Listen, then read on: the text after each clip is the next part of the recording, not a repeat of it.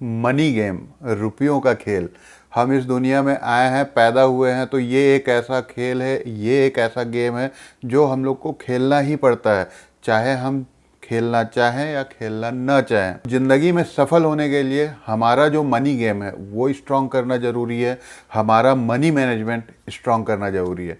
आज इसी विषय में बात करेंगे। मनी के साथ में मेरा कैसा रिलेशनशिप रहा है। कुछ वीडियोस पहले मैंने आपसे बात करी थी दारू सिगरेट की आदत के बारे में, और उस आदत ने मेरी ज़िंदगी को कैसे बुरी तरीके से प्रभावित किया था। यकीन मानिए कि उससे भी ज़्यादा बुरा प्रभाव कर्जे का मेरी ज़िंदगी में पड़ा है, उधारी का पड़ा है, मेरे पुअर मनी मैनेजमेंट का पड़ा है। दोस्तों नमस्कार, मैं चिंतामणि जयपुरी आप सबका स्वागत करता हूं एक और नए वीडियो में। जो वीडियो मैंने दारू सिगरेट के बारे में बनाया था, उस वीडियो को पब्लिश करने के बाद मेरे पास बहुत सारे आप लोगों के ऐसे मैसेजेस आए कि भैया आपकी स्टोरी सुन के हम लोग बड़ा इंस्पायर हुए, हम लोग प्रभावित हुए और हमने भी अपनी दारू की लत को छोड़ दिया है, सिगरेट की लत को छोड़ दिया है। आप लोगों ने कहा कि इस तरह के जो आपके लाइफ लेसन्स हैं वो प्लीज़ हमारे साथ भी शेयर किया कीजिएगा। तो अब हम लोग महीने में एक आध वीडियो या हफ्ते में एक आध वीडियो इस तरह की बनाएंगे जिसमें हम लोग आपस में मैन टू मैन बात करेंगे और दिल खोल के बात करेंगे। उम्मीद है कि आप लोगों को ये सीरीज़ पसंद आएगी। मनी मैनेजमेंट मेरा तो बहुत बुरा था ही, यकीन मानिए मेरे पिताजी का मेरे से भी ज़्यादा बुरा था। मेरे पापा गवर्नमेंट जॉब में थे, सेफ सिक्योर जॉब थी, फिर भी मनी मैनेजमेंट उनका इतना अच्छा नहीं होने के कारण हम लोग हमेशा एक वर्ड जो हमारे फैमिली में बहुत दुखदाई वर्ड था, उधारी। उधारी से जूझते हुए मैंने अपने पापा को देखा है। मेरे को अभी भी याद है कि जैसे मेरे पापा की किसी दुकान में उधारी है और अगर मैं उस गांव में जा रहा हूँ, उस दुकान के सामने से गुजर रहा हूँ, तो वो दुकान वाला मेरे को बुलाता था, अरे सुनो सुनो सुनो सुनो। और जब मैं जाता था तो वो बोलता था कि अपने पापा को बोल देना कि इतना पैसा बचा है, या फिर वो पैसे भिजवा देंगे, बता देना अपने पापा को। तो मैं उस गली में जाने से डरता था कि यार इस गली में नहीं जाऊंगा, यहाँ पे मेरे पापा की उधारी है, या फिर उस गली में नहीं जाऊंगा, वहाँ मेरे पापा इतना उधारी करके रखे हैं। तो बचपन से ही वो जो उधारी वाला जो शब्द है, वो जो कर्ज वसूलने के लिए जो लोगों के फ़ोन आते हैं या फिर जो लोग घर आते हैं, वो चीज़ मेरे दिलो दिमाग में बचपन से जहन में ऐसी बसी हुई है ना। वो एक बहुत दुखदाई, बहुत इंसल्टिंग, बहुत ह्यूमिलिएटिंग एक्सपीरियंस मैंने देखा है। और मेरे पापा अपना उधारी पटाते पटाते पटाते पटाते वो इस दुनिया से चले गए। उसके बाद मेरा भी, क्योंकि मनी मैनेजमेंट अच्छा नहीं था, पैसों को सही तरीके से मैनेज करना, सही तरीके से खर्च करना मेरे को नहीं आता था। और होता क्या था कि कभी भी सैलरी आई या फिर कोई पैसे आए तो शुरू में एक आध हफ्ते तो हा राजा जैसी ज़िंदगी जी लिए, जहाँ जो खरीदना है, जो करने का मन है वो कर लिए, और बाद में फिर वो पैसे सारे ख़त्म हो जाते थे। और कुछ इमरजेंसी आई, किसी की तबीयत ख़राब हुई या कुछ ऐसे अचानक कोई खर्चा आ गया, तो उधार किसी के सामने हाथ फैलाने की नौबत आ जाती थी। तो कुछ इस तरह का मनी मैनेजमेंट रहा है मेरा भी और मेरे पापा का भी। और हमारी सोसाइटी में पैसों के बारे में बात करना टैबू समझा जाता है, लोग पैसों के बारे में बात करने से बचते हैं। फैमिली में भी पैसों के बारे में लोग बात करने से बचते हैं, यहाँ तक कि अपने बच्चों के सामने मनी मैटर पे कोई चर्चा नहीं करते हैं। हम लोग को ना तो स्कूल में ना तो हमारे परिवार में सिखाया जाता है कि पैसे को कैसे खर्च करना चाहिए या फिर कैसे मनी मैनेजमेंट करना चाहिए। ये एक बहुत बड़ी कमी है जिसका जिसका खामियाजा हम लोग को भुगतना पड़ता है। आपने ये नोटिस किया होगा कि जो गरीब लोग होते हैं उनकी आदतें कुछ ऐसी होती हैं, उनका मनी मैनेजमेंट कुछ ऐसा होता है कि उनको जितना भी पैसा मिल जाए, वो जितना भी कमा लें, उनकी सैलरी कितनी भी ज़्यादा बढ़ जाए, वो हमेशा डेट पे रहते हैं, वो हमेशा उधारी में रहते हैं।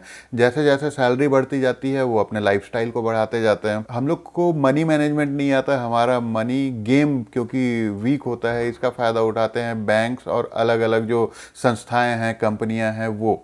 बहुत पुराने ज़माने में अगर किसी व्यक्ति को किसी से कर्ज लेना पड़ता था तो सारे गांव को पता चल जाता था कि फलाने ने फलाना से कितना कर्ज लिया है, और वो एक बहुत इंसल्टिंग बात थी।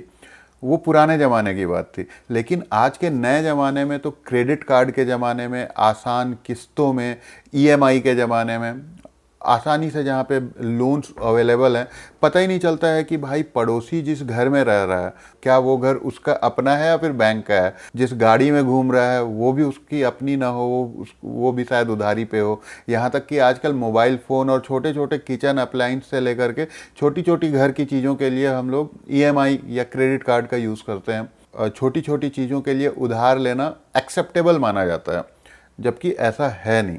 मैंने देखा है कि अगर किसी की सैलरी 1 लाख रुपए है तो 1 लाख रुपए में हो सकता है वो 30-40 हज़ार तो अपना जो उसने शानदार घर लिया है उसकी किस्त पटा रहा होगा, लगभग 20-25 हज़ार वो अपने कार की किस्त पटा रहा होगा, शायद आईफोन रखा है आईफोन की किस्त जा रही होगी। कहने को तो 1 लाख रुपए उसकी सैलरी है, बट उसके हाथ में 20 हज़ार 30 हज़ार से ज़्यादा नहीं बचता होगा घर चलाने के लिए।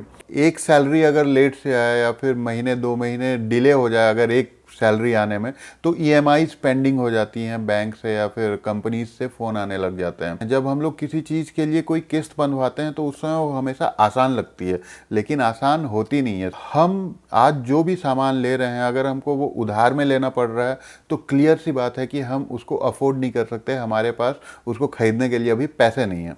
हम उसको ले लेते हैं इस उम्मीद में कि फ्यूचर में जब मैं कमाऊंगा, फ्यूचर इनकम के भरोसे हम ये कमिट कर देते हैं, हम लोग उधारी ले लेते हैं। घर के लिए एक बार लोन लेना समझ में आ जाता है, लेकिन कार के लिए या फिर गाड़ियों के लिए लोन लेना, छोटी छोटी चीज़ों के लिए भी लोन लेना उचित नहीं है। जो रियल में रिच होते हैं उनको दिखाने की ज़रूरत नहीं पड़ती है।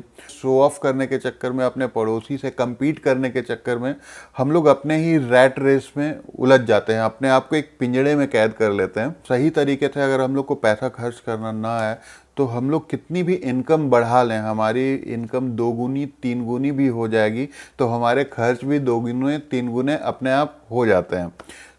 इनकम की प्रॉब्लम नहीं होती है, ज़्यादातर प्रॉब्लम होती है स्पेंडिंग की। जो बैंक का लोन है, क्रेडिट कार्ड का लोन है, इन सब लोन के अलावा एक लोन जो होता है जो बहुत खतरनाक होता है वो होता है सूदखोर का लोन। कई बार 10% महीने, 5% महीने के ब्याज दर पे मिलता है। 10% महीना मतलब आप समझ रहे हो साल का 120%, और 10% महीने का ब्याज उसको हर महीने की जिस तारीख को जाना है वो उसको चाहिए। अगर उस तारीख को अपन नहीं दे पाते हैं तो या वो कुछ पेनल्टी चार्ज करेगा या फिर और ज़्यादा चक्रवृद्धि ब्याज जोड़ेगा। मतलब मैंने देखा है लोगों को 10-10 हज़ार के बदले में लाख रुपए तक लोगों को चुकाते हुए देखा है। मैंने देखा है कि किस तरह से लोग सूदखोरों के चक्कर में पड़ के लोगों की ज़मीन बिक जाती है, गाड़ियाँ बिक जाती है, लोग यहाँ तक कि घर का सामान उठा के ले जाते हैं सूदखोर। मैंने ऐसे भी लोगों को देखा है। इस तरह के लोन में भी मैं फंस गया था, 10% 5% वाले लोन में भी। बड़ी मुश्किल से मैं इन सारी चीज़ों से बाहर आया। यूट्यूब का बहुत बहुत शुक्रिया, आप जैसे संकट मोचन भाइयों का शुक्रिया कि मैं इन सारी चीज़ों से निकल पाया। मैं आप लोगों को 3 बुक्स रिकमेंड करना चाहूँगा जो मैंने पढ़ी है और जिससे मेरे मनी मैनेजमेंट पे मेरे को बहुत फ़ायदा हुआ और पर्सनली मेरी आंखें खुल गई, आप ऐसा समझ सकते हो। पहली बुक है रिच डैड पुअर डैड, इसके लेखक हैं रॉबर्ट टी कियोसाकी। मैं लिंक दे रहा हूँ डिस्क्रिप्शन में, आप ये ज़रूर चेक करिएगा। दूसरी बुक मैंने जो पढ़ी है the total money makeover, Dave Ramsey. ये जो सेकंड बुक है खासकर डेट से डील करने में, उधारी से डील करने में काफ़ी फ़ायदेमंद साबित होती है ये वाली बुक। और तीसरी बुक है, बहुत पावरफुल बुक है, money master the game, Tony Robbins की। ये वाली बुक मैंने पढ़ी जिससे काफ़ी बदलाव हुआ मेरे खर्च करने के तरीके में, मेरे मनी मैनेजमेंट में। तो ये 3 बुक आप ज़रूर पढ़िएगा। उम्मीद है कि आप मेरी गलतियों से कुछ सीखेंगे और मैंने जो तकलीफ़ सही है आपको सहना ना पड़े। अगर आपको ये वीडियो पसंद आया तो मेरा एक और वीडियो है जो अभी मैंने किया है पॉडकास्ट स्टाइल में। राकेश जी एक यूट्यूबर मित्र हैं हमारे, उनके साथ में मेरा इंटरव्यू हुआ था। लगभग आधे घंटे का इंटरव्यू है जिसमें उन्होंने बहुत खूबसूरत, बहुत डीप क्वेश्चंस पूछे थे। कुछ ऐसे क्वेश्चंस उन्होंने पूछे जिसके बारे में मैंने कभी बात नहीं करी थी। अगर आप वो इंटरव्यू देखना चाहेंगे तो मैं आपको डिस्क्रिप्शन में लिंक दे रहा हूँ, आई बटन में भी मैं दे दूँगा। और अगर आपको ये वाला वीडियो पसंद आया तो शायद वो वाला वीडियो भी पसंद आएगा। आज के वीडियो में सिर्फ इतना ही। Ride safe, always wear a helmet. जय हिंद, जय भारत।